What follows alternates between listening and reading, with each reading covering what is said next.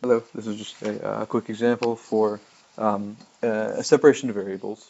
It was mentioned in the series solutions to ordinary differential equations presentation. Is mentioned in class, but I figured, hey, it's worth putting up an example because it does appear on the homework for part of the first question. So the first thing, our coefficients are 1 where we want them to be. It's very nice, but I'm going to write this in another notation. I'm going to write this as dy over dx equal y over x, right? Because we're assuming total differentiation with respect to the variable x, and we're assuming that the solution is y, right? Does that make sense? So now I'm going to treat it sort of like an algebraic equation, where I'm going to multiply this over, and I'm going to multiply this over, right?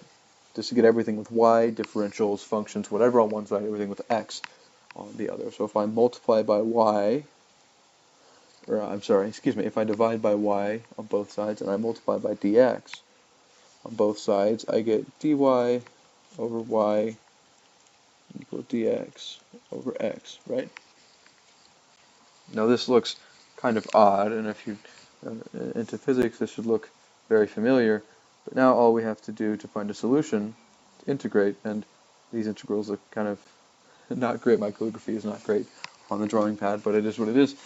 And now we get ln absolute value of y equals ln absolute value of x plus c.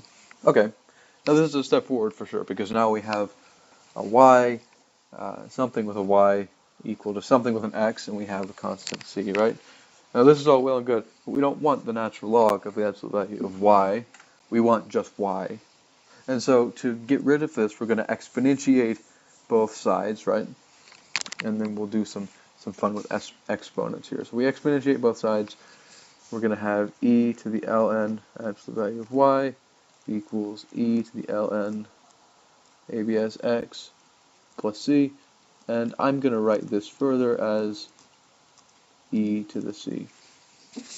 So obviously, that's the relationship of a function composed with its inverse.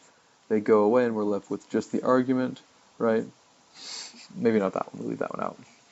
Then I'm focused on this. So now I'm left with absolute value of y equals e to the c, absolute value of x. Right? So now I'm really close, but one thing I'm just going to do really quickly here is I'm going to let e to the c equal a, just to have a nice, clean-looking constant. Obviously, this will always be a non-zero constant because this is always positive, and the limit, in fact, as this goes to infinity, or negative infinity, excuse me, is just 0. So it's never 0. It's very, very close to it, but it's a positive number, right?